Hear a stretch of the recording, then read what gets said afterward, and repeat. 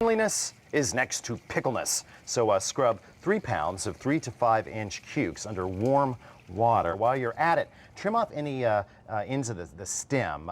They contain an enzyme that can soften cucumbers. Time to brine, and these amounts are important. 5 1/2 ounces by weight of pickling salt goes into a 1 gallon container. Why? Because we're going to dissolve said salt in exactly 1 gallon of water. Now keep in mind that chlorine will kill our little bacterial buddies here. So either use filtered water, have a filter on this system, or you're going to have to use bottled water. Do me a favor, give that a stir every now and then, will you?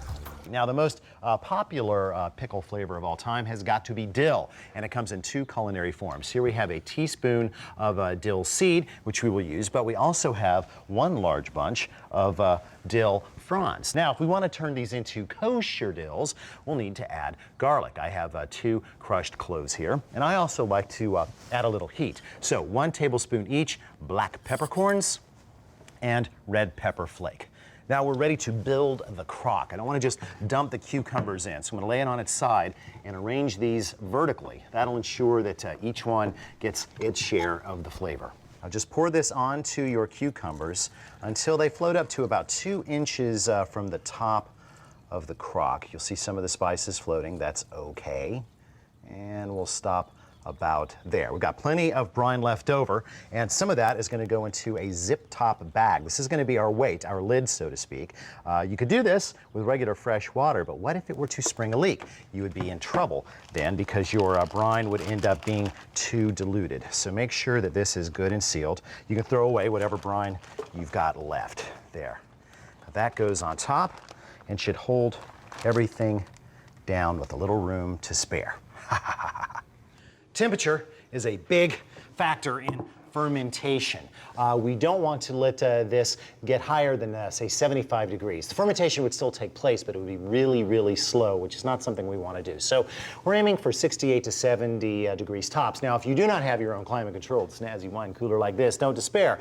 Just look for any clean spot in your house that will maintain that temperature. If it's a clean corner of your basement, that's fine. In the winter, I've actually used my own garage, and in the summertime, when my air conditioning was broken, I put my crock in a cooler that I just added some ice to every day or two to the cooler, not to the crock. That would be a bad thing.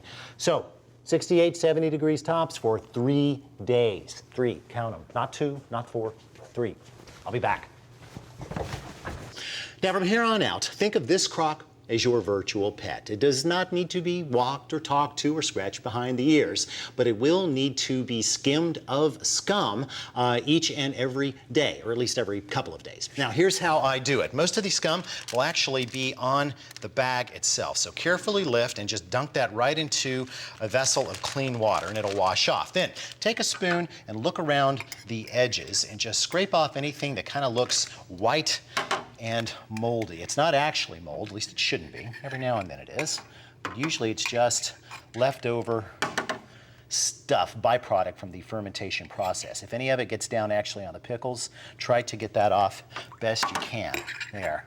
Last step, gonna wipe that down with a clean paper towel right along the edge. Try not to let anything fall in. You're gonna get a few of the herbs, well, that's okay. There we go.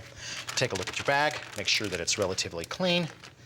There we go, and right back in place. And make sure that you don't use tap water for that. Tap water contains chlorine, and chlorine will be bad. Pickles should be mostly fermented in somewhere from 6 to 10 days. You'll know when mostly fermented has been reached because the bubbling will stop. At that point, you've got some choices to make.